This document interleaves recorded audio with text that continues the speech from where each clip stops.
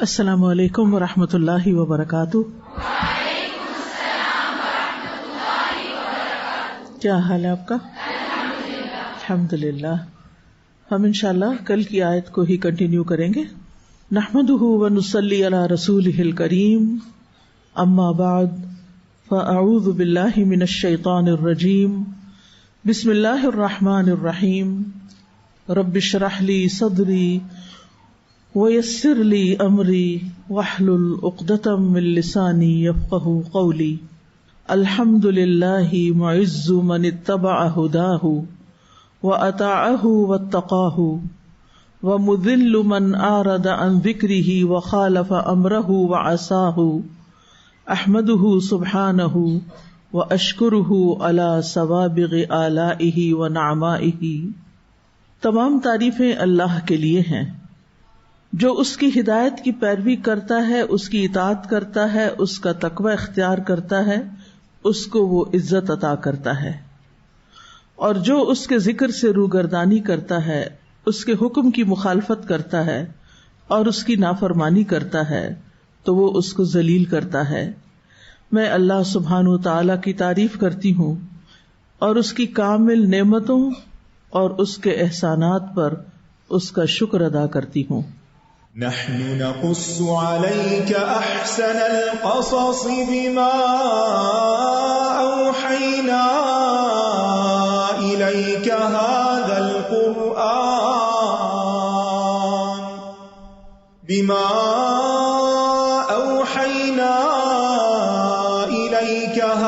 القرآن وإن كنت من قبله لمن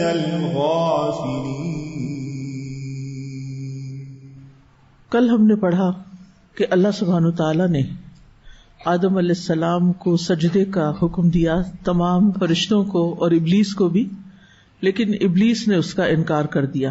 اللہ سبحانہ وتعالیٰ نے آدم علیہ السلام کو فضیلت دی، علم کی بنا پر شرف بخشا، اور اس لیے یہ حکم دیا۔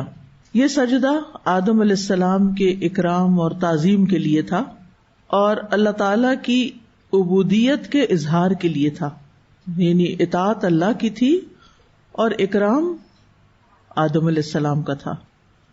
اس لیے تمام فرشتوں نے اللہ تعالی کا حکم سنتے ہی اطاعت کی اور سجدے میں گر گئے، سوائے اس ابلیس کے کہ اس نے سجدہ کرنے سے انکار کر دیا اور تکبر کا اظہار کیا اور اپنے آپ کو آدم علیہ السلام سے بڑا سمجھا اور اس طرح اللہ تعالیٰ کی نافرمانی کی۔ تو آج ہم پھر کنٹینیو کریں گے آیت نمبر 34 سے۔ وَإِذْ قُلْنَا لِلْمَلَائِكَةِ اسْجُدُوا لِآدَمَ فَسَجَدُوا إِلَّا إِبْلِيسَ أَبَى وَاسْتَكْبَرَ وَكَانَ مِنَ الْكَافِرِينَ۔ اور جب ہم نے فرشتوں سے کہا کہ آدم کو سجدہ کرو تو ان سب نے سجدہ کیا سوائے ابلیس کے، اس نے انکار کر دیا اور تکبر کیا اور وہ کفر کرنے والوں میں سے ہو گیا۔ سوال یہ پیدا ہوتا ہے کہ ابلیس نے سجدے سے انکار کیوں کیا، اس کی وجہ کیا تھی؟ اس کی بنیادی وجہ تھی تکبر، اپنے آپ کو بڑا سمجھنا، خود کو آدم علیہ السلام سے افضل سمجھنا۔ اللہ سبحانہ تعالیٰ نے اس سے پوچھا کہ تو نے سجدہ کیوں نہیں کیا؟ تو اس نے یہ نہیں کہا کہ میں فرشتہ نہیں ہوں، آپ نے تو فرشتوں سے کہا ہے کہ سجدہ کرو، بلکہ اس کو یہ بات سمجھ آ گئی تھی کہ اسے بھی سجدہ کرنے کے لیے کہا گیا ہے، لہذا اس نے یہ نہیں کہا کہ میں فرشتہ نہیں تھا اس لیے میں نے سجدہ نہیں کیا تو میں معذرت خواہ ہوں، بلکہ از راہ غرور اس نے کہا کہ میں آدم سے بہتر ہوں اس لیے میں نے آدم کو سجدہ نہیں کیا۔ تو بنیادی طور پر ابلیس تکبر میں مبتلا تھا اور اس وجہ سے وہ حسد کا شکار ہوا، کیونکہ وہ اپنے آپ کو بڑا سمجھتا تھا۔ تو اس کے لیے یہ بات ہضم کرنا بہت مشکل تھی کہ کوئی اس سے بھی بڑا ہو، کوئی اس سے بھی آگے ہو، یا یہ کہ وہ کسی کے آگے جھکے، لہذا وہ آدم علیہ السلام سے حسد کرنے لگا، اور اس چیز کو اس نے اپنے دل میں پہلے سے چھپایا ہوا تھا۔ وہ پیچھے آیا نا وما کنتم تکتمون، تو اس نے اپنے دل میں یہ بات چھپائی ہوئی تھی اور تکبر تو اس کے اندر تھا ہی، لیکن آدم سے حسد بھی. لہٰذا جب اللہ تعالیٰ نے آدم کے اندر روح پھونکی اور فرشتے سجدہ ریز ہو گئے تو وہ ان کے درمیان کھڑا رہا، وہ نہیں جھکا.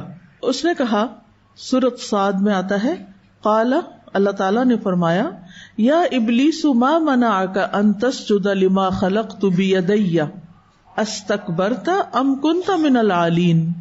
اے ابلیس، تجھے کس چیز نے روکا کہ تو اس کے لیے سجدہ نہ کرے جسے میں نے اپنے دونوں ہاتھوں سے بنایا. یہاں پر بیدی اللہ تعالیٰ نے خود واضح فرما دیا کہ میں نے آدم کو اپنے دونوں ہاتھوں سے بنایا. یاد رکھیے، آدم علیہ السلام کو اللہ تعالیٰ نے اپنے ہاتھوں سے بنایا تھا، ہم سب کو نہیں. بعض لوگوں نے اس پہ قیاس کر لیا کیونکہ آدم کو ہاتھوں سے بنا، ہمیں بھی ہاتھوں سے نہیں. پھر نسل انسانی کا سلسلہ جس طریقے پہ چلا باقی انسان اس طرح بنے. لیکن چونکہ آغاز اس سے ہوا تھا اس لیے آدم علیہ السلام کو یہ شرف تھا، تو اولاد آدم کو بھی اس بنا پر، یعنی باپ کی عزت کی بنا پر ہمیں عزت ملی. کیونکہ باپ کا جو سٹیٹس ہوتا ہے وہ اولاد کو بھی فائدہ دیتا ہے. تو اللہ تعالیٰ نے اس سے پوچھا، کیا تو بڑا بن گیا یا تھا ہی تو اونچے لوگوں میں سے؟ جواب دیکھیے، قال انا خیر منہ خلقتنی من نار وخلقتہ من طین. اس نے کہا، میں اس سے بہتر ہوں، تو نے مجھے آگ سے پیدا کیا اور اسے مٹی سے پیدا کیا. لہذا اس نے اپنی لاجک پیش کی. سورۃ الاعراف کے الفاظ ہیں، قال ما منعک الا تسجد اذ امرتک قال انا خیر منہ خلقتنی من نار وخلقتہ من طین. فرمایا، کس چیز نے تجھے روکا کہ تو سجدہ نہ کرے جبکہ میں نے تجھے حکم دیا تھا. یہاں پر اللہ تعالیٰ نے صاف فرما دیا کہ میں نے تجھ سے کہا تھا. گویا ابلیس کو بھی سجدے کا حکم ملا تھا، اور یہ اس بات کا اظہار تھا کہ آدم جنات سے افضل ہے، کیونکہ ابلیس جنوں میں سے تھا نا، کان من الجن. تو آدم اور بنی آدم کی فضیلت جنات سے بڑھ کر ہے. تو یہاں بھی وہی جواب ہے جو سورۃ صاد میں تھا، قال انا خیر منہ خلقتنی من نار وخلقتہ من طین. وہ بولا، میں اس سے بہتر ہوں، تو نے مجھے آگ سے پیدا کیا اور اسے مٹی سے بنایا. سورۃ الاسراء میں یہ مضمون اس طرح بیان ہوا ہے، وَإِذْ قُلْنَا لِلْمَلَائِكَةِ اسْجُدُوا لِآدَمَ فَسَجَدُوا إِلَّا إِبْلِيسَ قَالَ أَأَسْجُدُ لِمَنْ خَلَقْتَ طِينًا. اور جب ہم نے فرشتوں سے کہا آدم کو سجدہ کرو تو ان سب نے سجدہ کیا سوائے ابلیس کے. اس نے کہا، کیا میں اس کو سجدہ کروں جسے تو نے مٹی سے پیدا کیا. سورۃ الحجر کے الفاظ کچھ یوں ہیں، قال یا ابلیس ما لک الا تکون مع الساجدین. فرمایا، اے ابلیس، تجھے کیا ہے کہ تو سجدہ کرنے والوں کے ساتھ شامل نہ ہوا. قال لم اکن لاسجد لبشر خلقتہ من صلصال من حمأ مسنون. یہاں تھوڑی سی مزید وضاحت اس مٹی کی. اس نے کہا، میں ایسا نہیں ہوں کہ ایک انسان کو سجدہ کروں جسے تو نے بدبودار کیچڑ کی کھنکتی مٹی سے پیدا کیا. اب یہاں پر آپ دیکھ رہے ہیں کہ بات ایک ہے لیکن چاروں جگہ پر الفاظ جو ہیں وہ مختلف ہیں. دو جگہ تو ایک جیسے ہیں لیکن دو اور جگہ مختلف ہیں. بات یہ ہے کہ قرآن مجید اللہ تعالیٰ کا کلام ہے. اللہ تعالیٰ نے سابقہ لوگوں کی باتوں کو بیان کیا ہے، لیکن وہ الفاظ سابقہ لوگوں کے نہیں ہیں، بلکہ اللہ تعالیٰ نے انہیں نقل کیا ہے اور یہ اللہ کا کلام ہے. پہلے لوگوں کی زبانیں عربی نہیں تھیں، جیسا کہ قرآن میں عربی زبان میں یہ واقعات بیان ہوئے ہیں. لہٰذا قرآن مجید میں جو واقعات بیان ہوتے ہیں، جیسے قوم ہود ہے، قوم صالح ہے، قوم نوح ہے. اب قوم نوح کی زبان عربی تو نہیں تھی. کچھ پیغمبروں کی عربی ہو بھی سکتی ہے جو عرب علاقے میں تھے، لیکن ان کی عربی نہیں تھی. اسی طرح یہاں بھی یہ بات نہیں پتہ چلتی کہ ابلیس کے ساتھ جس زبان میں بات چیت ہو رہی تھی وہ عربی تھی یا نہیں، اور اس بحث میں اس وقت جانے کی ضرورت نہیں. لیکن مقصد یہ ہے کہ قرآن مجید نے جو واقعات بیان کیے ہیں وہ الفاظ بالمعنی آئے ہیں، یعنی معنی کو بیان کیا گیا ہے. اور قرآن مجید میں ایک ہی واقعے کے لیے جو مختلف الفاظ استعمال ہوتے ہیں یہ قرآن کی بلاغت پر دلیل ہے. اور ایک اور وجہ یہ ہے کہ اس سے کئی فوائد اور معنی بھی حاصل ہوتے ہیں اور گہرا معنی سامنے آتا ہے. وہ ایک دوسرے کو کنٹراڈکٹ نہیں کرتے بلکہ ایک دوسرے کی وضاحت کرتے ہیں. جیسے مختلف قراءات ہیں، مثلاً فَأَزَلَّهُمَا کی ایک قراءت ہے فَأَزَالَهُمَا، ایک دفعہ نبی صلی اللہ علیہ وسلم نے ازلہ پڑھا, دوسری دفعہ ازالہ پڑھا, دونوں ہی آپ سے ثابت ہیں. تو اب اس میں کوئی کنٹراڈکشن کی بات نہیں ہے, بلکہ دونوں معنی ایک دوسرے کے مقابلے میں بات کو زیادہ وسعت سے بیان کرتے ہیں, بات کے اندر زیادہ خوبصورتی پیدا ہو جاتی, بات زیادہ سمجھ میں آنے لگتی. تو بہرحال یہاں پر آپ دیکھ رہے ہیں کہ جو بنیادی چیز تھی اور بنیادی بات ان چاروں آیات میں سمجھ میں آتی ہے وہ یہ کہ ابلیس اپنے آپ کو آدم سے بہتر سمجھتا تھا, اپنی تخلیق کو آدم کی تخلیق سے بہتر سمجھتا تھا, اس لیے وہ سجدے سے رکا رہا. اس نے خود سے خود یہ خیال کر لیا کہ جو بہتر ہے وہ کمتر کے آگے نہیں جھک سکتا, اور اس نے اپنے آپ کو بہتر سمجھا اور اللہ تعالیٰ کے مقابلے پہ آ گیا اور کہنے لگا کہ آپ مجھے یہ حکم کیسے دے سکتے ہیں کہ میں آدم کے آگے جھکوں. اور پھر کوئی شرمندگی نہیں, کوئی ندامت نہیں, بلکہ مزید ڈٹ گیا اور اپنے آپ کو افضل بتانے کی وجہ بھی بیان کرنے لگا. اور وہ وجہ کیا تھی کہ اسے آگ سے پیدا کیا گیا ہے اور آگ مٹی سے بہتر ہے, کیونکہ آدم مٹی سے ہیں اس لیے میں ان سے بہتر ہوں. ابلیس کا انکار جو تھا یہ کفر کی وجہ سے نہیں تھا, بلکہ کبر کی وجہ سے تھا, تکبر کی وجہ سے تھا, اس لیے وہ اعتراض کر رہا ہے. اور اس اعتراض کی وجہ سے ابلیس کافر ٹھہرا ہے, کیونکہ اس کا کفر انکار کرنے والے کا کفر نہیں تھا بلکہ تکبر کا کفر تھا. کفر کی کئی اقسام ہوتی ہیں نا. ایک ہوتا ہے کفر تکذیب, اللہ اور اس کے رسول کو جھٹلا دینا, ماننا ہی نہیں. ایک ہوتا ہے کفر ابا واستکبار مع تصدیق, اللہ کے حکم یا اس کے رسول کے حکم کی اطاعت سے رکنا, یہ جانتے ہوئے بھی کہ یہ حق ہے, یعنی یہ مان لینا کہ یہ بات بالکل صحیح ہے لیکن عمل نہ کرنا, جیسے ابلیس نے کفر کیا, جیسے فرعون کا کفر تھا. اسی طرح ایک ہوتا ہے کفر الشک, دین کی باتوں میں شک کرنا, مثلا فرشتوں کے وجود پہ شک کرنا. اسی طرح ایک کفر النفاق ہوتا ہے, دل سے انکار کرنا اور ظاہر سے قبول کرنا, جیسے عبداللہ بن ابی اور اس کے باقی ساتھیوں کا کفر تھا. تو کفر کی کئی قسمیں ہوتی ہیں, اور جو دو بڑی قسمیں تو آپ نے پڑھی رکھی ہوں گی نا, کفر اکبر اور کفر اصغر. تو کفر اصغر کیا ہوتا ہے؟ اطاعت سے انکار. اب یہاں پر آپ دیکھیں کہ ابلیس نے ایک قیاس کیا تھا اور وہ سمجھتا تھا کہ آگ کا عنصر مٹی کے عنصر سے بہتر ہے.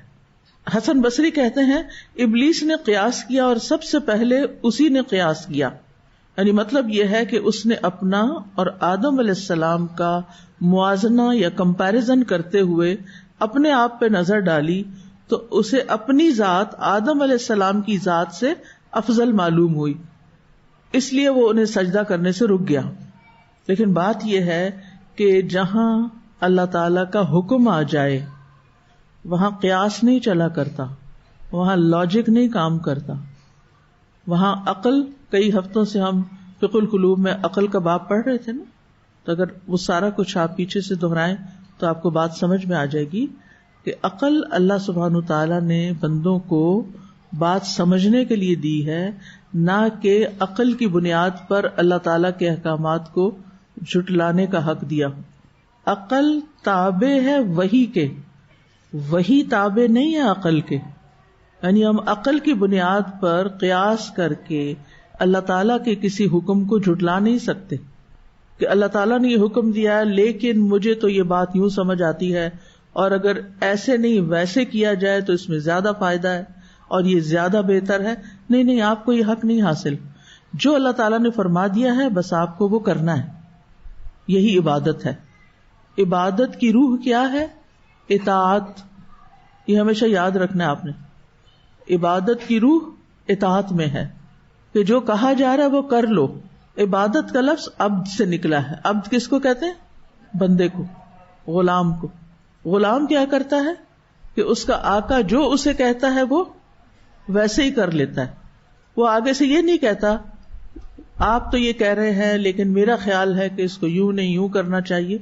نہیں, آپ کو جو کہا جا رہا ہے بس آپ کریں. جبکہ آقا اور غلام کی عقل میں بہت سا فرق بھی ہو تو حجت بازی نہیں چلے گی یہاں.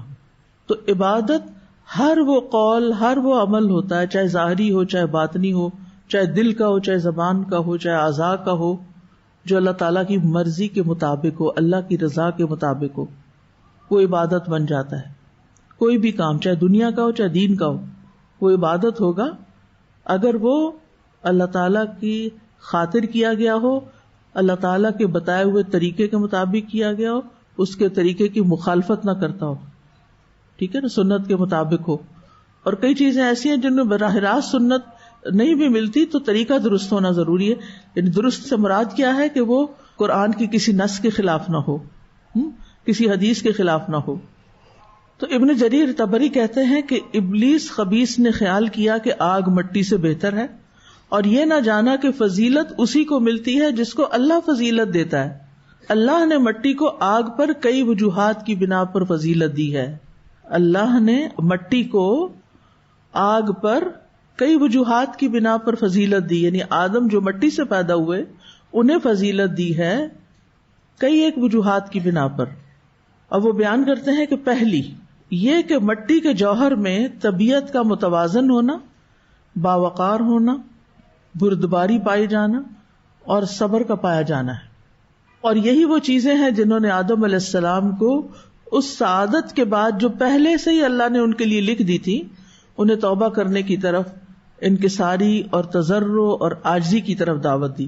مطلب کیا ہے کہ مٹی کے اندر چونکہ ایک عاجزی، سمپل ورڈز میں کہوں گی، مٹی میں ایک عاجزی ہے، ایک خاموشی ہے، ایک وقار ہے. تو آدم کی طبیعت میں بھی یہی ہے جو کہ بعد میں ہم دیکھتے ہیں، اس کی دلیل ہمیں ملتی ہے کیا کہ انہوں نے توبہ کر لی تھی، عاجزی کا اظہار کیا تھا جبکہ شیطان اکڑ گیا تھا. تو اس مٹی نے ہی آدم علیہ السلام کے اندر توبہ، ہدایت اور مخلوقات پر اللہ کے چناؤ کا اس کو اعزاز بخشا. دوسری بات، آگ میں تیش، تیزی اور بلندی پائی جاتی ہے. آگ ہلکی ہوتی ہے اور اوپر کو جاتی ہے، جبکہ مٹی بھاری ہوتی ہے، وہ نیچے کو بیٹھتی. یعنی آگ ہلکی ہے، مٹی میں وزن ہے. آگ کے جوہر میں، جوہر ہوتا ہے کسی چیز کی جو اصل ہے، اس میں تیش، تیزی، بلندی ہوتی ہے. اور ان چیزوں نے ابلیس کو اس بدبختی کی طرف دعوت دی جو ازل سے اس کے لیے لکھ دی گئی تھی. یہ چیزیں ابلیس کو تکبر کرنے اور اپنی ضد پر اڑے رہنے کی طرف دعوت دیتی تھی. تو اس کے نتیجے میں اس کو لعنت، بدبختی اور محرومی ملی. پھر یہ ہے کہ مٹی چیزوں کو جمع کرنے کی صلاحیت رکھتی ہے، جبکہ آگ جدا کرنے کا سبب بنتی ہے.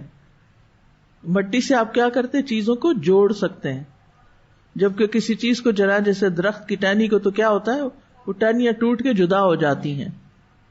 مٹی درختوں اور نباتات کی زندگی کا ذریعہ ہے، جبکہ آگ تباہی کا ذریعہ ہے نا. ایسے آگ لگی تھی نا پچھلے سال، کہاں کہاں لگی تھی دنیا میں، کیلیفورنیا میں اور آسٹریلیا میں، مرگلا ہلز پر. تو اس سے کیا ہوتا ہے، جب درخت جل رہے ہوتے ہیں نا، ٹوٹ ٹوٹ کے ٹہنیاں گر رہی ہوتی ہیں. اگر آپ نے کبھی غور سے دیکھا، مشاہدہ کیا ہو، تو آگ جو ہوتی ہے وہ جدا کرتی ہے. ویسے بھی آپ دیکھیں کہ جو لوگ جہنم میں جائیں گے، آگ میں جائیں گے، وہ جدا ہو جائیں گے ہمیشہ کے لیے. کس سے؟ اپنے عزیزوں اور پیاروں سے. بلکہ ہر ایک سے.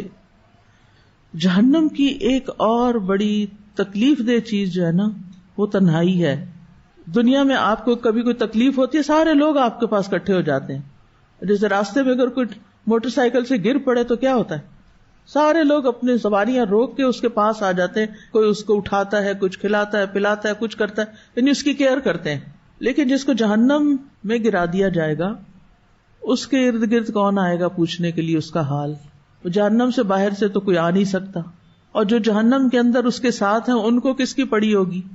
ہر ایک کو اپنی پڑی ہوگی. تو تنہائی اور جدائی کتنی تکلیف دہ چیز ہوتی ہے. اوپر سے تکلیف بھی ہو، پین ہو، بھوک ہو، پیاس ہو، گرمی ہو، شدت کی جلن ہو، اور بندے کو بندہ دکھائی نہ دے. یعنی جب آگ سامنے آتی ہے تو کوئی اور پیچھے سے نظر آ رہا ہوتا ہے اس کے شعلوں میں، چاہے کسی کا کوئی ماں یا باپ یا بچہ بھی سامنے ہو، وہ بھی اس کو نظر نہیں آئے گا. اور اگر نظر آئے گا بھی تو کوئی کسی کو نہیں پوچھے گا، لان تان کرے گا کہ تمہاری وجہ سے مجھے یہ دن دیکھنا پڑا. تو جہنم بہت بڑی بلا ہے. پناہ ہی مانگتے رہنا چاہیے اور انسان کو فکر کرنی چاہیے کہ اللہ اس سے بچا کے رکھے. تو مٹی میں زندگی ہے اور آگ میں تباہی ہے. درختوں و نباتات کی زندگی مٹی سے ہوتی ہے اور آگ ان کے لیے تباہی کا باعث بنتی ہے. پھر آپ دیکھیں کہ جنت کی چیزوں میں مٹی کا ذکر آیا ہے، آگ کا نہیں آیا.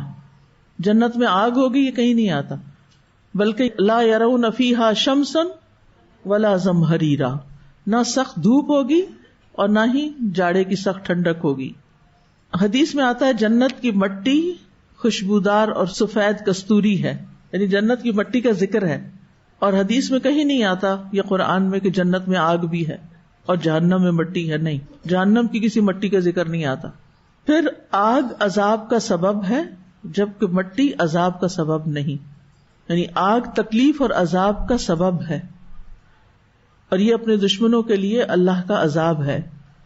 مٹی عذاب کا سبب نہیں، یعنی کسی پہ مٹی نہیں پھینکی جاتی ایز سچ کہ جب کسی قوم کو عذاب دینا.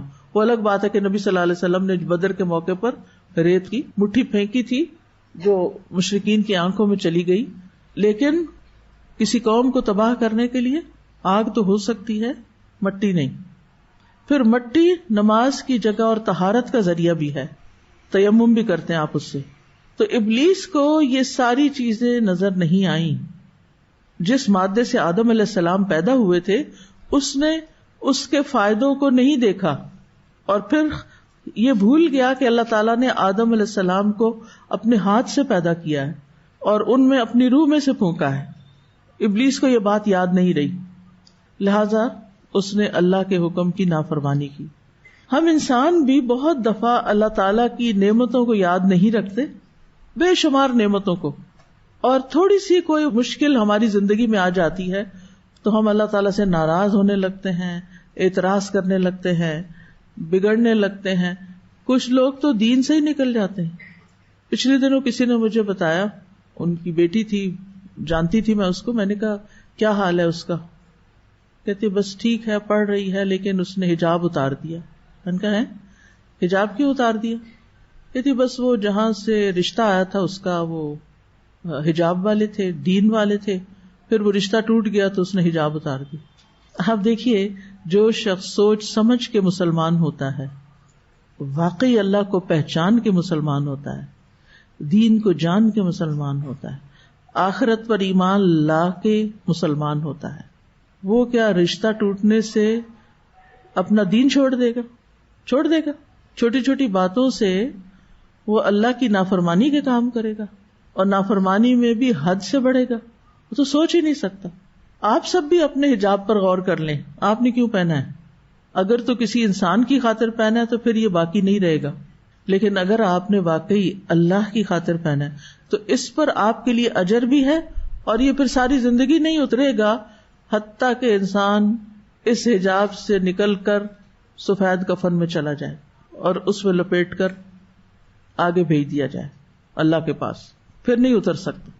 تو جو انسان بھی کوئی کام بندوں کی خاطر کرتا ہے، بندوں کی وجہ سے، کہ یہ لوگ دین والے ہیں، یہ حجاب پسند کریں گے اس لیے میرا رشتہ لے لیں گے تو میں حجاب کر لوں، اور اگر وہ نہیں لیں گے تو میں حجاب اتار دوں، تو پھر یہ عبادت ہے، اس پر کوئی اجر ہے؟ کچھ بھی نہیں ہے، یہ عبادت نہیں ہے. جو کام بندوں کے لیے کیا جائے چاہے وہ دین کا کام ہو اس کے اوپر کچھ بھی اجر نہیں، کچھ بھی اجر نہیں. تو اپنے آپ سے پھر پوچھا کریں، میں نے آپ سے کل بھی درخواست کی تھی کہ غور و فکر کیا کریں، اپنے آپ کو ٹائم دیا کریں، اپنے آپ سے سوال کیا کریں. ہر روز اپنے کسی بھی عمل پر جو آپ کرتی ہیں، کسی بھی اپنی عادت پر جو آپ کی زندگی کا حصہ بن چکی ہے، مثلاً مسواک کرتے کرتے آپ کچھ اور کام تو نہیں کر سکتے نا، کتنا آکیوپائنگ ٹائم ہوتا ہے نا. مجھے ہمیشہ ہوتا ہے کتنا سارا ٹائم یہاں لگ رہا ہے نا، لیکن اس کے بغیر بھی گزارا نہیں. پھر اگر آپ سوچتے ہیں کہ کیوں کر رہی ہوں، یہ سوال آتا نا کیوں کر رہی ہوں، اس کے جواب تو آپ کو پتہ ہی نا، اللہ کی رضا کے لیے، سنت کو فالو کرنے کے لیے، اپنے آپ کو صاف کرنے کے لیے. تو اگلے لمحے آپ کے دل میں خیال آتا ہے یہ تو عبادت ہے، یہ تو ایمان کا حصہ ہے. اب اگر تھوڑا زیادہ بھی ٹائم لگ جائے تو کیا آپ کے دل میں کوئی قلق ہوگی، کوئی بے چینی ہوگی؟ نہیں ہوگی. کیوں؟ کیونکہ آپ کیا کر رہے ہیں؟ عبادت کر رہے ہیں. اور اگر یہ خیال نہیں نا، کیونکہ آپ نے کبھی اپنے آپ کو چیلنج ہی نہیں کیا نا، اپنے آپ کو پوچھا ہی نہیں کیوں کر رہی، بس وہ امی نے بچپن میں عادت ڈال دی تھی اب کر رہی ہوں. نہیں، ایسے نہیں لیں اپنے آپ کو. اپنی ہر چیز کے اوپر اپنے آپ کو کوشچن کیا کرو، کیوں کر رہی ہوں. اور اگر آپ کے پاس جواب نہیں تو جواب ڈھونڈیں، اپنے ذہن پہ زور ڈالیں، اور ایک جملہ تو بس لکھ کے دل پہ لگا لیں کہ حیاتی کلھا للہ، میری ساری زندگی اللہ کے لیے. انا للہ، میں اللہ کے لیے ہوں. ان صلاتی و نسکی و محیایا و مماتی للہ، سب کچھ اللہ کے لیے.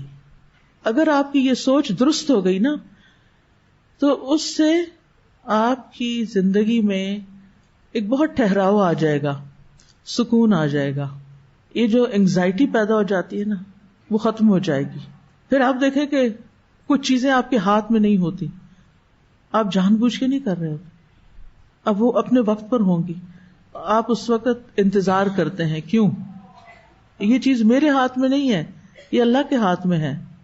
اچھا، شیطان وسوسے ڈال کے آپ کو ہمیشہ پریشان کرتا ہے. اب تمہارا یہ نقصان ہونے والا ہے، یعنی خوف ڈالتا ہے نا ہر چیز کے بارے میں. تو فوراً اگر آپ سوچیں اللہ ہے نا، ہی ول ٹیک کیئر آف اٹ، اللہ تعالیٰ کے حوالے، میں نے اللہ پہ توکل کیا، میں نے اللہ پہ بھروسہ کیا، مجھے کچھ نہیں ہوتا. آپ کے اندر ایک بہادری آ جائے گی، آپ رسک لے سکیں گے، آپ آگے بڑھ سکیں گے. لیکن اگر آپ کو ہر قدم پہ یہ خوف ہوگا نا میں گر جاؤں گا، تو پھر آپ چل نہیں سکیں گے زندگی میں، پھر دوڑ نہیں سکیں گے، پھر آگے نہیں بڑھ سکیں گے. مثلاً آپ ڈرتے ہیں، کئی لوگ اونچائی پہ جانے سے ڈرتے ہیں، کچھ لوگ لفٹ میں جانے سے ڈرتے ہیں، کچھ لوگ گاڑی میں بیٹھنے سے ڈرتے ہیں، اور بہت سارے لوگ جہاز میں بیٹھنے سے ڈرتے ہیں. ان کو بس یہ ڈر ہوتا ہے یہ اوپر گیا تو آیا نیچے ہی نیچے. سوچیں ہر روز کتنے جہاز گرتے ہیں، ہر روز کتنے جہاز گرتے ہیں، کتنی خبریں پڑتی ہیں. ہارڈلی کبھی کوئی جہاز گرتا ہے، ہر روز تھوڑی گرتے ہیں. اور پھر وہ آپ کا ہی کیوں گرے گا؟ یعنی زیادہ اوقات میں ہمارے جو فضول خیالات ہوتے ہیں خوف والے، اور یہ شیطان ہمیں ڈرا رہا ہوتا ہے نا تاکہ ہم نہ کہیں جائیں نہ کوئی کام کریں. گاڑی میں نہیں بیٹھنا، کیا پتا ایکسیڈنٹ ہو، کیا پتا یہ، اور کیا اللہ ہے نا، توکلت علی اللہ، میں نے اپنا معاملہ اللہ کے سپرد کر دیا.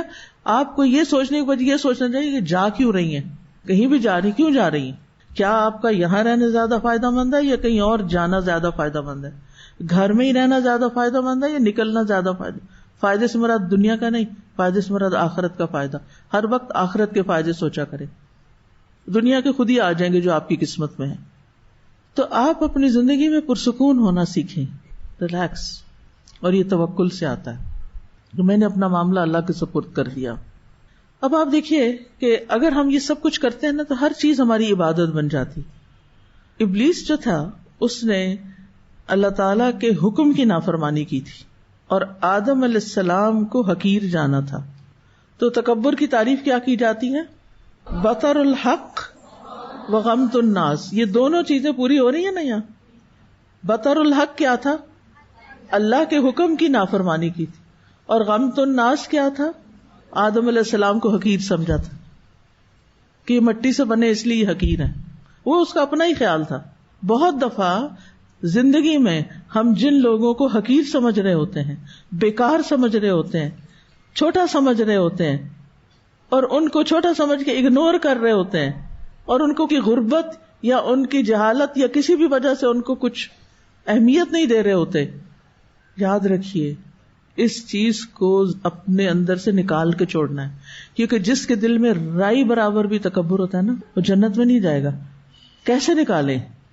میں ہمیشہ یہ سوچتی ہوں، یعنی کوئی اس قسم کا خیال آ جائے کہ جس میں اس شخص کی ظاہری حالت کو دیکھ کے اگر دل میں یہ آ جائے کہ یہ ناسمجھ ہے، یہ ایسا ہے، میں سوچتی ہوں پتہ نہیں اللہ کے ہاں کتنا عزیز ہو، پتہ نہیں اس کی کون سی عادت اللہ تعالیٰ کو پسند ہو، یہ کون سا ایسا خیر کا کام کرتا ہو جس سے اللہ تعالیٰ اس سے راضی ہو، اور میں اس کے بارے میں کیا سوچ رہی ہوں. میں کیوں سوچوں؟ مجھے نہیں سوچنا. مجھے ہر انسان کو امپورٹنس دینی. اگر کسی سے مجھے سلام کرنا ہے، ہاتھ ملانا ہے، تو اس لیے نہیں ملانا کہ یہ بڑے مقام مرتبے کا کوئی شخص ہے. اس سے بھی ملانا ہے اگر ہمت ہے، اور اس سے بھی ملانا ہے جس کا کوئی سٹیٹس نہیں. اور اگر ہمت نہیں، آپ کے کندھے میں درد ہے، آپ کا ہاتھ اٹھانا مشکل ہے، جیسے آج کل میرا ہوا ہے. کئی لوگوں کو میں نے دیکھا ہوگا وہ ہاتھ آگے کرتے ہیں تو میں دوسرے ہاتھ سے ایسے کر دیتی ہوں کہ نہیں ملا سکتی ہاتھ. اور وہ ہو سکتا ہے سوچتی ہوں کہ شاید میں تکبر سے کرتی ہوں یا کچھ. تو اس لیے وضاحت بھی ضروری ہے کہ مجھے یہ ہاتھ اٹھانے میں آج کل تکلیف ہو رہی ہے، تو ہاتھ ملانا میرے لیے بہت ایک پہاڑ جیسا کام لگتا ہے مجھے. اور دوسرا ایک کووڈ تو چلا گیا لیکن کچھ عادات بھی چھوڑ گیا پیچھے. تو کسی کے بارے میں بھی دل میں اگر خیال آ جائے کہ یہ مجھ سے کم تر درجے میں ہے تو فوراً اس کو ریورس کرے اور سوچے مجھے نہیں معلوم اللہ کی نگاہ میں یہ کیسا ہے. مجھے کسی کو حقیر نہیں سمجھنا, ہر ایک کو رسپیکٹ دینی, کیونکہ اللہ نے بنی آدم کو کیا دی؟ رسپیکٹ دی ہے. مجھے بنی آدم کو رسپیکٹ دینی ہے. سارے اولاد آدم ہیں, درجے فرق ہو گئے ہیں, کوئی امیر ہے, کوئی غریب ہے, کوئی مرد ہے, کوئی عورت ہے, کوئی بوڑھا ہے, کوئی جوان ہے, کوئی بچہ ہے, کوئی اپنا ہے رشتہ دار اور کوئی دوسرا ہے, کوئی میری پسند کا ہے, کوئی میری پسند کا نہیں ہے. ہر انسان کی اپنی اپنی پرسنل چوائسیز ہوتی ہیں نا, ہر لائکنگز ہوتی ہیں, کسی کو کوئی چیز پسند ہوتی, کسی کو کوئی نہیں. سب اللہ کی مخلوق ہے. کسی کو چھوٹا نہ سمجھے, کسی کو حقیر نہ سمجھے, کسی کو معمولی نہ سمجھے, کسی کا مذاق نہ اڑائے. مذاق ہم صرف اس کا اڑا پاتے ہیں جس کو ہم حقیر سمجھتے ہیں. آپ اپنے باپ کی عزت کرتے ہیں, آپ ان کا مذاق اڑا سکتے ہیں؟ کبھی بھی نہیں. اور حق کا انکار کیا ہے؟ جیسے ابلیس نے کس سے انکار کیا؟ اللہ کے حکم سے انکار کیا. اللہ تعالیٰ نے فرمایا آدم کو سجدہ کرو, وہ اپنی لاجک پیش کرنے لگ گئے. آج بھی آپ دیکھیں کچھ لوگوں کو کہا جاتا ہے نماز پڑھو, وہ آگے سے کیا لاجک پیش کرتے ہیں؟ ہمارا دل بہت اچھا ہے. کبھی کہتے ہیں دیکھے ہیں ہم نے نماز پڑھنے والے, وہ کیسے کیسے ہوتے ہیں. یہ ابلیس والی لاجک ہے. یعنی نماز نہ پڑھنے کا کوئی بھی خود ساختہ عذر تلاش کر لینا, کوئی بھی اپنے پاس سے بہانہ بنا لینا اور اپنے آپ کو جسٹیفائی کر لینا. کیونکہ یہاں کیا کرتے ہیں؟ جسٹیفائی کرتے ہیں. ہم بہتر ہیں نماز پڑھنے والوں سے کیونکہ ہم جھوٹ نہیں بول رہے, اور نمازی جھوٹ بولتے ہیں. سارے تو نہیں بولتے نا, اور ہو سکتا ہے جس کی بات کو آپ جھوٹ کہہ رہے ہو اس کے پیچھے اس کے پاس کوئی وجہ ہو اور آپ کو ہی نہ پتا, اور آپ اسے جھوٹ بنا رہے ہیں, حقیقت میں وہ جھوٹ بھی نہ ہو. جیسے ابلیس نے کہا کہ مٹی سے آگ بہتر ہے, حالانکہ بہتر نہیں, لیکن اس کے خیال میں بہتر ہے. تو بعض اوقات ہمارے خیال میں کوئی چیز بڑی بہتر ہوتی ہے جبکہ وہ حقیقت میں بہتر نہیں بھی ہوتی. تو ہر ایک کو اپنے لینس سے مت دیکھیں, ہمیں اپنا لینس چینج کرنے کی ضرورت ہوتی ہے, ہمیں اپنا اینگل درست کرنے کی ضرورت. کسی بھی چیز کو بعض اوقات آپ سامنے سے دیکھتے ہیں تو اور طرح دکھتی ہے, سائڈ سے دیکھتے ہیں تو اور طرح دکھتی, پیچھے سے دیکھتے ہیں تو اور طرح دکھتی. بعض اوقات ہم کسی کا میں نے تمہیں دیکھا تھا فلان جگہ, نہیں میں تو وہاں نہیں گئی, نہیں تم جھوٹ بول رہی, کہ پیچھے سے دیکھا تھا اور کسی اور سے شباہت تھی, آپ نے یقین کر لیا کہ یہ فلاں شخص ہے, حالانکہ وہ فلاں تھا ہی نہیں. غلط آپ ہیں اور آپ جھوٹا قرار دے دیں دوسرے کو. تو بینیفٹ آف ڈاؤٹ دیں, اچھا ٹھیک ہے میری غلط فہمی, سوری, میرا خیال ہے مجھے مس انڈرسٹینڈنگ ہوئی ہے, نہ کہ اس کے اوپر الزام اور پھر اس کے اوپر لاجک اور اس کے اوپر اور دلیلیں اور سارا الزام دوسرے پہ تھوک کے خود کو اپنے آپ کو نیک پاک ثابت کرنا. انتہائی غلط رویے ہیں یہ, ان سے نکلنے کی ضرورت ہے. اللہ تعالیٰ فرماتے ہیں سورۃ الکہف میں, وَإِذْ قُلْنَا لِلْمَلَائِكَةِ اسْجُدُوا لِآدَمَ فَسَجَدُوا إِلَّا إِبْلِيسَ كَانَ مِنَ الْجِنِّ فَفَسَقَ عَنْ أَمْرِ رَبِّهِ. جب ہم نے فرشتوں سے کہا آدم کو سجدہ کرو تو ان سب نے سجدہ کیا سوائے ابلیس کے, وہ جنوں میں سے تھا, اس نے اپنے رب کے حکم کی نافرمانی کی. تو اس سے کیا سبق ملتا ہے؟ ہمیں اپنے رب کے حکم کی نافرمانی نہیں کرنی چاہیے, اور جو نافرمانی کریں گے ان کا انجام کس کے ساتھ ہوگا؟ ابلیس کے ساتھ ہوگا. وہ حزب اللہ کے لوگ نہیں, وہ حزب الشیطان ہے. کوئی بھی حکم آئے نا اللہ کا, سمعنا وأطعنا, اللہ کا حکم ہے نا, اس لیے کرنا پڑے گا. ہم پک اینڈ چوز کرتے ہیں, کچھ حکم مان لیتے ہیں اور کچھ نہیں مانتے, اور نہ مان کر بھی شرمندہ نہیں ہوتے. کچھ ایسی چیزیں ہوتی ہیں نا کہ آپ سے نہیں ہوئی تو آپ کیا کرتے ہیں؟ آپ شرمندہ ہوتے ہیں, معذرت کرتے ہیں, توبہ کرتے ہیں, تنہائی میں روتے ہیں, دعائیں کرتے ہیں, یا اللہ مجھے اس سچویشن سے نکال, اللہ میں اس پہ راضی نہیں, لیکن میرے بس میں نہیں, کیونکہ میں اکیلی یہ ڈیسیژن نہیں لے سکتی. بعض اوقات آپ کے ہسبینڈ آپ کو نہیں کرنے دیتے, بعض اوقات والدین آپ کو وہ کام نہیں کرنے دے رہے ہوتے جو آپ کرنا چاہتے ہیں. تو آپ اپنے اندر اندر اللہ تعالیٰ سے فریادیں کرتے رہتے ہیں, رب نجنی من القوم الظالمین. جسے حضرت آسیہ نے کہا تھا نا, نجنی من فرعون وعملہ ونجنی من قوم الظالمین. لیکن کچھ لوگ کیا کرتے ہیں, بات نہیں مانتے اور اوپر سے دلیلیں دیتے ہیں کہ ہم جو کر رہے ہیں وہی ٹھیک ہے. کبھی کہتے ہیں آج کے دور میں نہیں ہو سکتا, کبھی کہتے ہیں یہ 1400 سال پرانی چیز, کبھی کہتے ہیں یہ حکم تو صرف صحابہ کے لیے تھا, ہمارے لیے نہیں. ایک دفعہ کسی سے میری پردے پہ بات ہو رہی تھی ایسی کسی مجلس میں, تو کہنے لگی کہ آپ کہتی ہیں کہ پردہ کرو. میں نے کہا میں نہیں کہتی پردہ کرو, یہ تو قرآن کا حکم ہے. کہتے ہیں وہ اصل میں قرآن کا حکم تو اس لیے دیا گیا کہ مدینہ میں منافق تھے تو وہ مسلمان عورتوں کو چھیڑتے تھے, تو اس لیے مسلمان عورتوں سے کہا گیا کہ وہ اپنی چادریں لے کر نکلیں. تو اب تو وہ منافق ختم ہو گئے. لاجک ہے نا, کتنی تسلی دیتا ہے انسان اپنے آپ کو. بہت سارے لوگ اس طرح کی باتیں کر کے اپنے آپ کو اتنا مطمئن کر لیتے ہیں. ہم یہ نہیں سوچتے آج کے دور کے منافق تو اس سے بھی کئی 4 ہاتھ آگے ہوں گے.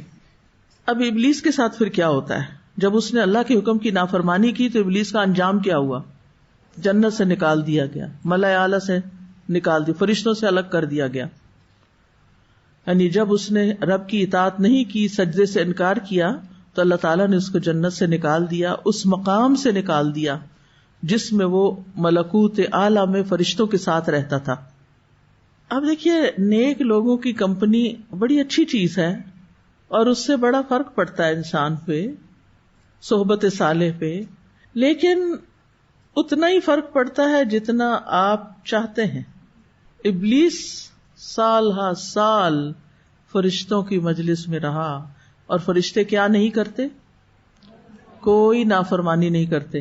اتنا عرصہ ان کے بیچ میں رہنے کے باوجود بھی وہ تبدیل نہیں ہوا, اندر سے نہیں بدلا. ظاہری اعمال ان جیسے کر رہا تھا, نمازیں, تسبیح, جو بھی وہ کرتے تھے وہ سب اچھے کام کر رہا تھا, لیکن اندر سے نہیں بدلا تھا. آج بھی ایسا ہے. یعنی بعض اوقات لوگ بلیم کرتے نا کہ لوگ قرآن پڑھ کے نہیں بدلتے, کہ کیا پڑھاتے ہیں آپ ان کو, یہ تو ویسے کے ویسے ہیں. کیا اس میں قرآن کا کوئی قصور ہے؟ کیا اس میں پڑھانے والوں کا کوئی قصور ہے؟ کیا اس میں اس ماحول کا کوئی قصور ہے؟ نہیں.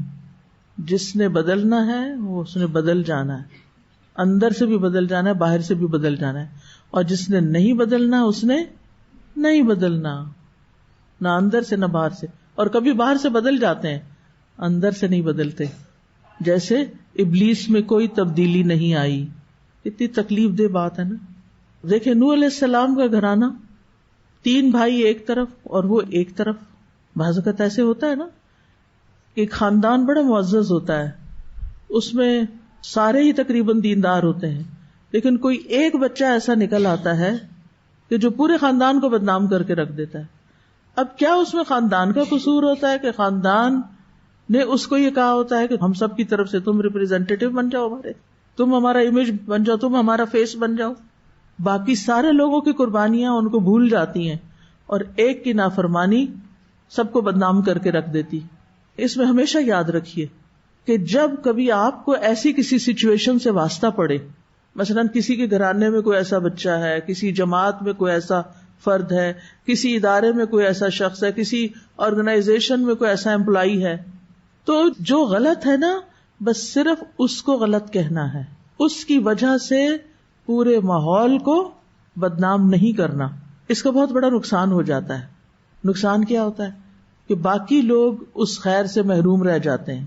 چیزوں کو جنرلائز نہیں کیا کریں.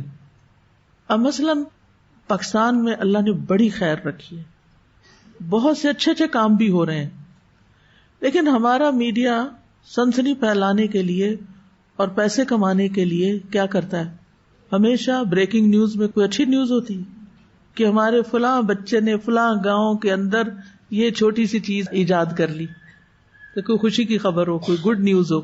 نہیں, ہر وقت ایسی خبریں پھیلائی جاتی ہیں کہ لوگ بد دل ہوں. اچھا, اس کا نقصان کیا ہو رہا ہے؟ اچھے اچھے لوگ جو پاکستان کو بہت فائدہ دے سکتے ہیں وہ کیا کر رہے ہیں, چھوڑ کے جا رہے ہیں, یا چھوڑ کے نہیں بھی جا رہے نا, بد دل ہونے.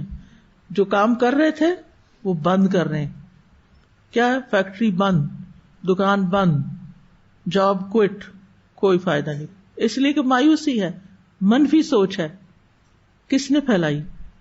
اللہ نہ کرے کہ ہم میں سے کسی کے منہ سے ایسی باتیں نکلیں جس کی وجہ سے لوگ اپنے کام ہی چھوڑ کے بیٹھ جائیں اور بستر سے لگ جائیں اور ایسی ہی دنیا سے چلے جائیں. یہ صرف لوگوں کی باتیں ہوتی ہیں جو مایوسی پھیلاتی ہیں، اور مایوسی کفر ہے. ایسی باتیں لوگوں کو جو اندھیرے دکھاتی ہیں. قرآن مجید میں نہیں آتا کہ اولیاءہم الطاغوت یخرجونہم من النور الی الظلمات؟ کچھ ایسے ساتھی ہوتے ہیں جو انسانوں کو روشنی سے نکال کے اندھیرے میں لے جاتے ہیں، ڈپریشن کے اندھیرے میں. اور کچھ ایمان والے ساتھی ایسے ہوتے ہیں جو اپنے ساتھیوں کو اگر شیطان پکڑنے لگے تو وہ کیا کرتے ہیں، مل کے چھڑا لیتے ہیں. آپ نے کبھی دیکھا ہوگا وہ جنگل کے شکاری ہوتے ہیں نا، شیر وغیرہ یا کوئی، تو وہ کبھی کسی کو چیتا وغیرہ پکڑ رہے ہوتے ہیں نا. میں نے ایک دفعہ دیکھا تھا ایک ولڈر بیسٹ کو کسی شاید چیتا نے پکڑا تو، اور بہت سارے ولڈر بیسٹ نے آ کے اس کے اوپر اٹیک کیا، اس کو چھڑا کے لے گئے. تو ایمان والے ساتھی ایسے ہی ہوتے ہیں کہ وہ شیطان جیسے شکاریوں کے منہ سے اپنے ساتھی کو باہر نکال لاتے ہیں اچھی باتوں کے ذریعے. اچھا، بہت سارے لوگ اس بات پہ پریشان رہتے ہیں کہ کوئی فیوچر نظر نہیں آ رہا. کل کی خبر کس کو ہے؟ کل کس نے دیکھی؟ ما تدری نفس ماذا تکسب غدن. کوئی شخص نہیں جانتا کل کیا کرے گا. کل کے لیے آج پریشان نہ ہو. آپ فکر کریں آج کی، میں دنیا کے کل کی بات کریں، اس سے اگلے کل کی جو ہے نا آخرت کی، اس کی ضرور فکر کیا کریں. وہاں کیا ہوگا میرا، وہ ہے فکر کرنے کی چیز. لیکن جب ہم وہ فکر چھوڑ دیتے ہیں نا تو اس سے جو نیچے والا کل ہے نا، فیوچر کا یعنی ٹمارو، ہم اس کی پریشانی میں پڑ جاتے ہیں. لہذا ضرورت ہے اس بات کی کہ ہم آج کو سنواریں، منفی باتیں چھوڑیں. اگر کوئی آپ کے سامنے آ کے پریشانی والی باتیں کرے بھی، اس کو بھی امید دلائیں. اچھی بات منہ سے نکالیں. اچھی باتوں کے اچھے اثرات ہوتے ہیں. شیطان کے بھائی نہ بنے کیونکہ وہ مایوسی پھیلاتا ہے. تو بہرحال ہوا یہ کہ اللہ تعالیٰ نے اس کو کہا قال فاہبط منها فما يكون لك ان تتكبر فيها فاخرج انك من الصاغرين. فرمایا پھر اس سے اتر جا، یعنی جس مقام پہ تم ہو اس سے اتر جاؤ. تیرے لیے جائز نہیں کہ تو اس میں تکبر کرے، لہذا نکل جا، بے شک تو ذلیل ہونے والوں میں سے ہے. اہبط کا ویسے تو مانا ہوتا ہے اوپر سے نیچے آنا، یہاں مانا ہے جنت سے نکل جا. یا نہیں، جنت ایک اعلیٰ مقام ہے، یا فرشتوں کی مجلس جو ہے وہ ایک اعلیٰ مقام ہے. اس سے اگر باہر نکالا گیا ہے تو چاہے فزیکلی نیچے نہیں بھی اترا تو درجے میں کیا ہوا، نیچے اتر گیا. تو تمہارے لیے جائز نہیں کہ تم اس میں تکبر کرو. اس پاکیزہ مجلس میں اب تمہارے رہنے کی جگہ نہیں. اس سے کیا بات پتہ چلتی ہے؟ اگر کوئی شخص کسی اچھے ماحول کو مسلسل بگاڑنے کا کام کر رہا ہے اور سنور نہیں رہا تو انتظامیہ کو حق ہے کس بات کا؟ ایگزٹ کرنے کا ہے یا نہیں؟ فاہبط فاخرج. جب تم یہاں رہ کے وہ کام کر ہی نہیں رہے، کرنا ہی نہیں چاہتے، تم ان رولز کو، ریگولیشنز کو، پالیسیز کو فالو ہی نہیں کرنا چاہتے، تم یہاں الٹا فساد پھیلا رہے ہو، لوگوں کو گمراہ کر رہے ہو، تم یہاں اس ماحول سے کچھ سیکھ نہیں رہے، تو پھر تمہیں یہاں رہنے کا فائدہ نہیں، یہاں سے چلے جاؤ. اور جب کوئی ثابت کر دے اپنے عمل سے ثابت کر دے، صحیح دلیل بھی ہو. ایک تو ہے نا کہ صرف سنی سنائی باتوں میں آ کے کسی کو نکال دینا، نہیں، دلیل بھی موجود ہو، پروفس موجود ہو، تو پھر نکالا جا سکتا ہے. اور پھر فخرج بھی کہا. دیکھیں ایک ہی آیت میں فاہبط بھی ہے، فخرج بھی ہے. فاہبط اوپر سے نیچے آنا اور فخرج وہاں سے نکل جانا، یعنی ایک تاکید بھی ہے، گیٹ آؤٹ. اب ابلیس جنت سے نکل گیا، لیکن یہ ہمیں پتہ چلتا ہے کہ اس نے آدم اور حوا کو ورگلایا بھی تھا. پھر بعد میں تو اگر نکل گیا تھا تو پھر ورگلایا کیسے تھا؟ وہاں سوال پیدا ہوتا ذہن میں. یعنی جب جنت سے مردود ہو کر نکال دیا گیا تو آدم اور حوا علیہم السلام کو کیسے بہکا سکا؟ تو اس کے علماء نے دو جواب دیے ہیں کہ اگرچہ وہ جنت سے آفیشلی نکال دیا گیا تھا، لیکن پھر بھی اس کا ایک گناہگار مخلوق کی حیثیت میں جنت کے اندر داخل ہونا منع نہیں تھا. کوئی شخص اگر الہدیٰ سے آفیشلی نکال دیا جائے تو پھر بھی ایز اے لسنر آ سکتا ہے، ٹھیک ہے. اب وہ اس کی جگہ نہیں تھی، لیکن ایسے گھومنے پھرنے چلا گیا اندر کہ جا کے دیکھوں اب یہ کیا کر رہے ہیں. اس کو پتا چل گیا کہ ان کو تو درخت کا پھل کھانے سے منع کیا گیا. آؤ اب میرا کام چلا، اب میں ان کو بہکاتا ہوں. دوسرا معنی یہ بیان کرتے ہیں علماء کہ جس طرح ایک آواز ٹیلی فون اور ریڈیو کے ذریعے دور سے کی جا سکتی، یعنی اس وقت میں یہاں بول رہی ہوں اور کراچی میں بیٹھا ہوا کوئی شخص سن رہا ہے، تو عین ممکن ہے کہ وہاں بھی کوئی ایسا سلسلہ ہو کہ اگرچہ ابلیس جنت کے اندر نہیں بھی انٹر ہوا دوبارہ، تو باہر سے ہی اس کی کمیونیکیشن کا کوئی سلسلہ آدم اور حوا کے ساتھ پاسبل تھا، ممکن تھا، موجود تھا. یعنی یہ بات ثابت ہے کہ اس نے بہکایا. یہ نہیں پتا چلتا کہ اندر جا کے بہکایا یا باہر سے بہکانے کا کوئی طریقہ اختیار کر لیا. ٹھیک ہے نا؟ تو اس بنا پر اس خلل اور خدشے میں پڑنے کی ضرورت نہیں کہ وہ پھر اندر تو جا نہیں سکتا تھا، تو پھر کیا، کیسے اس نے اپنا کام کر لیا. بس اس نے کر لیا جو کرنا تھا. اس سے آپ اندازہ لگائیں کہ جب وہ اپنا کوئی کام کرنا چاہتا ہے تو وہ پھر رستے بھی نکال لیتا ہے.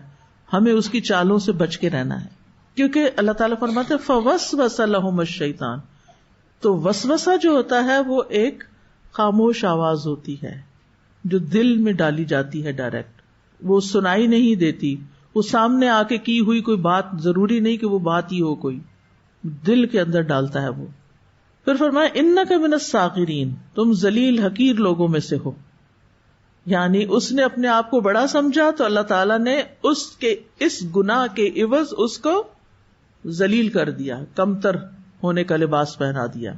اللہ تعالیٰ کے بھی سبحان اللہ سبحانہ تعالیٰ کے جو کام ہیں یا اللہ تعالیٰ کے بندوں کے ساتھ جو معاملات ہیں وہ بھی بڑے حیران کن ہیں. یعنی حدیث میں جیسے آتا ہے نا، من تواضع للہ رفعہ اللہ، جو اللہ کے لیے تواضع اختیار کرتا ہے، جھک جاتا ہے، اللہ کی خاطر معاف کر دیتا ہے، اللہ کی خاطر درگزر کر جاتا ہے، جھگڑا چھوڑ دیتا ہے، اللہ تعالیٰ اس کو کیا کرتے ہیں. یہ بندہ یہاں جھک گیا، صرف جھکا کس کے لیے؟ بس اللہ کے لیے. ٹھیک ہے، وقتی طور پر اس کو محسوس ہوا کہ میری بڑی رسوائی ہو گئی ہے، لہائی ہو گئی. پنجابی میں لفظ سنا ہوا لہائی؟ آپ ایسے کسی کی پنجابی میں لفظ لہائی کوئی نہیں، لے گیا. اب آپ سمجھیں لے جانا جو ہے نا، اسی سے لہائی ہے. اور ٹھوس پنجابی میں لہائی کا مطلب تو بےزتی ہو گئی، یعنی اوپر سے نیچے لے گیا. ٹھیک ہے، بہرحال اب یہ ہے کہ وقتی طور پہ انسان کو یہ لگتا ہے اس کی لہائی ہوگی، یعنی اوپر سے نیچے گرا دیا گیا اور اس کا مقام کم ہو گیا، یا اس کو شرمندگی، یعنی وہ دوسرے کے مقابلے میں چھوٹا ہو گیا. ظاہر ہے اگر ہم آپ کسی سے سوری کرتے ہیں یا آپ غلطی پہ نہ ہونے کے باوجود کہتے ہیں اچھا مجھے معاف کر دیجیے، اگر آپ کو تکلیف پہنچی ہے آپ مجھے معاف کر دیں، میرا ہی قصور ہے، آئی واز رانگ، بات ختم. ادھر تو دوسرا خوش ہو گیا، میں جیت گیا. ہمیشہ جیتنے والی اکڑتے ہیں نا کہ میں جیت گیا. تو بہت سے لوگ دوسروں کو ہرا کے بڑے خوش ہوتے ہیں، حالانکہ خوش ہونے کا مقام نہیں ہوتا. انسان کی اصل خوشی اس میں ہوتی ہے کہ انسان خود بھی جیتے اور دوسرے کو بھی جتائے. یہاں کوئی پرائز نہیں تقسیم ہونے ہوتے، یعنی ہسبینڈ وائف کا ریلیشن شپ ہے یا بہن بھائیوں کا ہے یا دوستوں کا ہے، کلاس فیلوز کا، کولیگز کا ہے. اس ریلیشن شپ میں ایک دوسرے کو گرانے کی فکر نہ کیا کریں کہ اس کو میں پیچھے کر دوں گی نا پھر میرے لیے آگے نکلنے کا راستہ ہوگا. ایک بہت ہی غلط اسٹریٹجی ہے، بہت غلط طریقہ ہے. آپ تواضع سے کام لیتے ہیں، آپ دوسرے کو آگے کرتے ہیں، اللہ تعالیٰ آپ کو بڑھائے گا. یہ اللہ کا وعدہ ہے، اللہ آپ کو عزت دے گا اگر آپ نے اللہ کی خاطر تواضع اختیار کر لی. حضرت عمر رضی اللہ عنہ سے یعنی ایک معاملے میں کہا گیا اللہ سے ڈرو، انہوں نے کیا کیا؟ زمین پہ اپنا گال رکھ دیا. ہم ہوتے تو کیا کہتے؟ آپ جاؤ ڈرو، مجھے مت ڈراؤ، یا کچھ بھی کہتے، یعنی ہم اس کی بات نہ سنتے. تو یہ چھوٹی چھوٹی چیزیں ہیں، اگر ہم دین کو سمجھ جائیں نا، اصل میں نا ہم پڑھ لیتے ہیں، سمجھتے کوئی نہیں اور عمل کے وقت بھول جاتے ہیں. تو من تواضع للہ، اس وقت نیت پھر کیوں میں تواضع کر رہی ہوں؟ للہ، کیونکہ انا للہ، اللہ کی خاطر کر رہی ہوں، اس جھگڑے کو ختم کرنے کے لیے کر رہی ہوں. تو رفعہ اللہ، اللہ آپ کو ایسی عزت دے گا آپ سوچ بھی نہیں سکتے. شیطان نے کیا کیا؟ انا خیر منہ، میں بہتر ہوں، میں بہتر ہوں. جب میں بہتر اپنے آپ کو ثابت کرنے میں آ جاؤں تو پھر اللہ سبحانہ تعالیٰ کو یہ چیز قطعاً پسند نہیں کہ کوئی اپنے آپ کو دوسروں سے بہتر سمجھے، پھر اللہ تعالیٰ اس کو نیچے گراتا ہے. سورۃ الاعراف میں آتا ہے قال اخرج منہا مذءوما مدحورا، نکل جا اس سے مذمت کیا ہوا، رحمت سے دور کیا ہوا. تو بہرحال اس کو اس کے مرتبے سے بھی گرا دیا گیا، مقام سے، ذلت کے ساتھ اس کو بھی زمین میں پھینکا گیا. کون کون زمین پہ آیا تھا؟ آدم علیہ السلام، حوا علیہ السلام، ابلیس بھی. اور پھر اس کی یہ ذلت قیامت تک ہے. سورۃ الحجر میں آتا ہے قال فاخرج منها فإنك رجیم وإن عليك اللعنة إلى يوم الدین. فرمایا پس تو یہاں سے نکل جا کیونکہ تو یقیناً مردود ہے اور بے شک تجھ پر بدلے کے دن تک لعنت ہے. بدلے کا دن کون سا ہے؟ قیامت. بعض روایات میں آتا ہے کہ یہ نبی صلی اللہ علیہ وسلم سے ثابت نہیں، یہ موقوف روایت ہے ابن مسعود سے، کہ ابلیس سجدہ نہ کرنے پر رویا بھی. بعد میں وہ کہتے ہیں کہ جب شیطان ابن آدم کو سجدہ کرتے ہوئے دیکھتا ہے تو چلا کے کہتا ہے ہائے ہلاکت، ہائے شیطان کی ہلاکت. اللہ نے ابن آدم کو سجدے کا حکم دیا تو اس نے اطاعت کر لی تو اس کے لیے جنت ہے، اور اس نے مجھے سجدے کا حکم دیا، میں نے نافرمانی کی تو میرے لیے آگ ہے. بہرحال اب کیا ہوا کہ ابلیس نے قیامت تک کے لیے مہلت مانگ لی. کس چیز کی مہلت؟ زندہ رہنے کی. ٹھیک ہے، زندہ رہنے کی مہلت کہ مجھے لمبی زندگی دی جائے، قیامت تک میں زندہ رہوں. اب کیا ہوا؟ اللہ تعالیٰ نے اس کو مہلت دے دی. سورۃ الاعراف میں آتا ہے قال انظرنی الی یوم یبعثون قال انک من المنظرین. اس نے کہا مجھے اس دن تک مہلت دے جب وہ اٹھائے جائیں گے. فرمایا بے شک تو مہلت دیے جانے والوں میں سے ہے.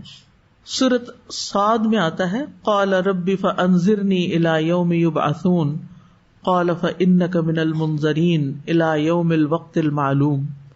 کہنے لگا اے میرے رب مجھے اس دن تک مہلت دے دے جب سب دوبارہ اٹھائے جائیں گے. فرمایا بے شک تو مہلت دیے جانے والوں میں سے ہے اس دن تک جس کا وقت مقرر ہے، معلوم ہے.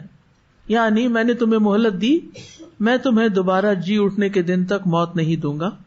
یعنی اس دن تک تمہیں مہلت دی جا رہی ہے جب آدم اور اس کی اولاد کو قبروں سے نکالا جائے گا اور وہ قیامت اور حساب کا دن ہوگا. یوم معلوم سے یہ مراد نہیں کہ قیامت کے دن کا کسی کو پتا ہے. یوم معلوم سے مراد قیامت کا دن ہے جو اٹھائے جانے کا دن ہے. اب آپ دیکھیے اس سے علماء یہ بھی کہتے ہیں کہ کبھی بھی دعا مانگنے سے مایوس نہیں ہونا چاہیے. ابلیس نے بھی اللہ تعالیٰ سے ایک دعا کی کہ مجھے مہلت دی جائے تو اللہ تعالیٰ نے اس کی بھی دعا سن لی. ٹھیک ہے، تو کبھی یہ نہ سوچیں کہ ہم تو بہت گناہ گار ہیں، ہماری تو کوئی دعا نہیں سنی جائے گی. اللہ سے مانگتے رہیں اور اللہ تعالیٰ اپنی خاص حکمت کے تحت جس کو جو چاہتا ہے عطا کر دیتا ہے. تو ابلیس کو مہلت کا ملنا جو تھا یہ اللہ تعالیٰ کی حکمت اور مشیت تھی اور اس کی کوئی مخالفت نہیں کر سکتا. انما امرہ اذا اراد شیئا ان یقول له کن فیکون. پھر کوئی اس میں رکاوٹ نہیں بن سکتا. اب مہلت تو مل گئی، اب ابلیس ابن آدم سے اپنی دشمنی کا اظہار کرتا ہے. یعنی ابلیس کو جب پتا چل گیا کہ اللہ تعالیٰ نے اس کو قیامت کے دن تک مہلت دے دی ہے تو اب اس کے دل میں جو آدم علیہ السلام اور اس کی اولاد کے لیے جو کینہ تھا، بغض تھا، حسد تھا، اب وہ اس کے منہ پہ آ گیا. کیسے؟ اس نے آدم علیہ السلام اور آدم علیہ السلام کی ذریت کو تکلیف دینے اور نقصان پہنچانے اور گمراہ کرنے اور سیدھے رستے سے پھیرنے کا ارادہ ظاہر کیا. سورۃ صاد میں آتا ہے قال فبعزتک لاغوینہم اجمعین الا عبادک منہم المخلصین. ابلیس کہنے لگا پس تیری عزت کی قسم یقیناً میں ان سب کو ضرور گمراہ کر دوں گا سوائے تیرے ان بندوں کے جو ان میں سے خالص کیے ہوئے ہیں. مخلص بندے جو ہے ان کو میں گمراہ نہیں کر سکوں گا، باقی سب کو کر دوں گا. اتنا بڑا اس نے چیلنج کر دیا، اتنا بڑا ٹاسک مقرر کر لیا اپنے لیے، سب کو کروں گا. تو اس کے مقابلے میں ہمیں بھی کہنا چاہیے نا قرآن فار آل. وہ اگر کہتا ہے کہ میں سب کو گمراہ کروں گا تو ہمارے دل میں کیا خیر خواہی ہونی چاہیے کہ ہم سب تک قرآن لے کے جائیں گے، ہدایت کا پیغام لے کے جائیں گے. اغوا کا کیا معنی ہوتا ہے؟ اغوینہم. اغوا کا مطلب ہوتا ہے گمراہی میں ڈالنا، یہ بھلائی کے الٹ ہوتا ہے. غوی رشد کی اپوزٹ ہے غوا. تو ابلیس جو ہے یہ صراط مستقیم پہ بیٹھ کے لوگوں کو گمراہ کرتا ہے، سیدھے رستے پر آتا ہے. لوگ کہتے ہیں نا کہ جو لوگ بھٹکے ہوئے ہیں ان کے کاموں میں رکاوٹ نہیں آتی، ہم کوئی اچھا کام کرنے لگتے ہیں تو ہمارے کام میں بہت رکاوٹ آ جاتی. یہ کبھی سوچا آپ نے؟ کبھی دیکھا؟ ہوتا ہے نا. کیونکہ وہ جو غلط راستے پہ جا رہے ہیں نا، وہ کہتے ہیں یہ تو پہلے ہی جا رہے ہیں تو خود ہی جائیں اور جائیں، ان کو تو میں سپورٹ کروں گا، تیزی سے جائیں. لیکن یہ جو دوسرے سیدھے راستے پہ جا رہے ہیں ان کو نہیں جانے دوں گا. لہٰذا جب بھی آپ کوئی نیکی کا کام کرنے کا ارادہ کرتے ہیں تو بیچ میں آ جاتا ہے اور آپ کے لیے مشکلیں پیدا کرتا ہے, لوگوں کو ابھارتا ہے کہ آپ پہ تنقید کریں, آپ ان کی تنقید سے پریشان ہو کے روک لیں گے, کبھی کسی وجہ سے آپ کا موڈ آف کر دیتا ہے, چھوٹی چھوٹی باتوں پہ آپ پہ حاوی ہو جاتا ہے, لہٰذا آپ اپنے سارے پروگرام کینسل کر دیتے ہیں. آپ نے اس کی چالاکی سے اور اس طریقہ کار سے متنبہ رہنا ہے کہ اگر ایک دفعہ ارادہ کر لیا ہے کسی نیکی کے کام کا, شیطان جو ہے نا وہ نفس کو قابو کرتا ہے اور نفس پھر انسان سے کرواتا ہے, تو اس کو چھوڑنا نہیں. فَإِذَا عَزَمْتَ فَتَوَكَّلْ عَلَى اللَّهِ, اللہ کروائے گا. جب کسی کام کو آپ کرنا چاہیں اور بظاہر مشکل نظر آئے تو آپ سوچا کریں یہ میں نے تھوڑی کرنا ہے, یہ تو اللہ نے کرنا ہے, اللہ نے کرانا ہے. اور پھر دعائیں مانگیں, اللہم لا سہل الا ما جعلتہ سہلا وانت تجعل الحزن سہلا اذا شئت. لہذا اچھے اچھے خواب دیکھا کریں, اچھے اچھے ارادے باندھا کریں, اچھی اچھی چیزیں سوچا کریں کہ میں زندگی میں یہ کروں گی, اور یہ نہ سوچا کریں کہ نہیں مجھے تو گھر والے اجازت ہی نہیں دیں گے, اور میری تو اتنی تعلیم ہی نہیں, اور میرا تو اتنی ہمت ہی نہیں, اور میرے پاس تو کوئی پیسے ہی کوئی نہیں. ہر چیز پیسے سے کوئی نہیں ہوتی, اس سے پہلے بھی بہت ساری چیزیں ہوتی ہیں. رزق تو اللہ نے دینا ہوتا ہے, وہ تو آ ہی جاتا ہے جو اللہ نے لکھا ہے آپ کے لیے. بہت سے لوگ جب دین کے کام کرنے کا سوچتے ہیں نا تو کہتے ہیں میرے پاس کوئی بلڈنگ ہی نہیں کہ جس میں میں کلاس شروع کروں. بھائی آپ اپنے کسی گھر شہر میں رہتے ہیں کہ سڑک پہ رہتے ہیں؟ اگر سڑک پہ بھی رہتے ہیں, جھگی میں بھی رہتے ہیں, تو وہاں بھی کلاسز ہوتی ہیں, کرنے والوں نے وہاں بھی شروع کی ہوئی ہیں. کوئی ملتا ہی نہیں, اتنے لوگ ہیں کسی سڑک پہ کھڑے تو ہوں آپ. ٹھیک ہے لڑکیوں کے لیے سڑک پہ کھڑے ہو کر لوگوں کو نہیں, وہاں عورتیں بھی جا رہی ہوتی ہیں. چھوٹے چھوٹے بچے گلیوں میں اتنے کھیل رہے ہوتے ہیں, اللہ اکبر. یعنی اس سفر میں میں نے جو چیز مشاہدہ کی, خاص طور پر آفٹر عصر, اتنے بچے گلیوں میں بازاروں میں, اور ابھی بھی میرے سامنے وہ آتے ہیں ایسے, اور اتنے کانفیڈنٹ. ہم تو اپنے بچے کو 1 منٹ کے لیے گھر سے باہر نہ نکلنے تھے, اور وہ گھنٹوں گلیوں میں کھیل رہے ہوتے ہیں, اور کوئی ان کو وقت ضائع کرنے کا اور کچھ نہ. وہ اسکول جاتے ہیں, نہ وہ جوتا پہنتے ہیں, نہ وہ منہ ہاتھ دھوتے ہیں, نہ بال بناتے ہیں, بس کھیل رہے ہیں, اور ماؤں نے ان کو اپنے سر سے اتار کے گلی میں بھیجا ہوا. اور بعض جگہوں پر تو میچ ہو رہے ہیں بڑے بڑے ینگ لڑکوں کے, اور سارا گاؤں نکلا ہوا ان کو میچ دیکھ رہے ہیں وہاں بیٹھ کے. وہاں انٹرنیٹ نہیں جاتا, موبائل نہیں ہوگے کہ گھر میں بیٹھ کے دیکھیں, لہٰذا وہ باہر آ کے دیکھ رہے ہیں. وہ تو کھیل تماشے کی کوئی حد ہوتی ہے نا, لیکن کر رہے ہیں لوگ. تو ہمارے ملک میں تو لوگ ہی لوگ ہیں, تو مسئلہ ہی کوئی نہیں. یعنی مجھے سمجھ نہیں آتے کہ کیوں لوگ یہ بہانہ کرتے ہیں, کوئی سنتا نہیں. اس کا علاج اپنے آپ سے پھر پوچھے, کیوں نہیں سنتا؟ کیا میں اللہ کی ہر بات غور سے سنتی ہوں؟ کیا میں اللہ کی ہر بات مانتی ہوں؟ پہلے تو مجھے اپنے آپ سے شروع کرنا چاہیے نا, پھر دوسروں کو سنانا چاہیے. تو بہرحال اب ہوا کیا, اس نے کہا فَبِمَا أَغْوَيْتَنِي لَأَقْعُدَنَّ لَهُمْ صِرَاطَكَ الْمُسْتَقِيمَ, بس بوجہ اس کے جو تو نے مجھے گمراہ کیا تو میں بھی انہیں گمراہ کرنے کے لیے ضرور تیرے سیدھے رستے پر بیٹھوں گا, صراط مستقیم پر. صراط مستقیم کیا ہے؟ وہ راستہ جو اس پر چلنے والے کو کامیابی کی طرف لے جاتا ہے, اللہ تک لے جاتا ہے, اللہ کی رضا کی طرف لے جاتا ہے. یعنی ہر وہ کام جو لوگ اللہ کی مرضی کے مطابق اللہ کی رضا کے لیے کرنا چاہیں گے, میں اس میں ضرور روڑے اٹکاؤں گا, جا کے بیٹھ ہی جاؤں گا. وہاں تو میں نے اڈا ہی ڈال لینا ہے کہ کب یہ ان کو یہاں سے ہٹاؤں. ٹھیک ہے نا؟ تو اس لیے بہت ضروری ہے کہ آپ اس کو دیکھ پائیں اپنی بصیرت سے. بصارت سے تو شیطان نہیں نظر آتا, لیکن جب رکاوٹیں آنے لگتی ہیں نا ایک کے بعد ایک, تو فوراً سمجھیں یہ ہے شیطان کا کام. آپ کو پتا ہے کہ اس ٹرپ میں بھی جو میری ابھی ٹریولنگ تھی, اس میں بھی بہت دفعہ یہ ہوا کہ مجھ سے پہلے جو شخص مائک پہ بیٹھا ہوا ہے ہر چیز پرفیکٹلی کام کر رہی, جو ہی میں آ کے بیٹھتی ہوں اس میں ایکو شروع ہو جاتی ہے, اس میں آواز بند ہو جاتی ہے, کبھی کوئی تماشا کبھی کوئی. کتنا وقت ضائع ہوتا ہے. اب ظاہر ہے کہ جو لوگ سامنے بیٹھے ہیں وہ غریب تو بیٹھے ہی رہیں گے, انہوں نے تو اٹھ کے نہیں جانا. لیکن جو لوگ آن لائن سن رہے ہیں ان کو جب 2-4 منٹ کوئی چیز نہیں ملے گی, وہ کہیں گے چھوڑو اس کو, کہاں حوصلہ لوگوں, چلو کچھ اور کرتے ہیں, وہ چھوڑ دیں گے. اور ایک دن کا چھوٹا تو اگلے دن کہیں گے وہ کل کا بھی چھوٹا تھا نا, اچھا پھر دیکھیں گے, پھر بعد میں سن لیں گے, رہ گیا. کئی لوگوں کا ایسے سلسلہ ٹوٹ جاتا ہے, ابلیس کامیاب ہو گیا. تو نیکی کے بہت سے کاموں میں انہونے طریقے سے رکاوٹیں آتی ہیں, تو پھر آپ اس وقت کیا کریں, مقابلہ کیسے کریں؟ اگر کوئی کتا آپ کو کاٹنے آ رہا ہو تو کتے کا مقابلہ کرتے ہیں؟ کس سے بات کرتے ہیں؟ جی اللہ کی پناہ لیں.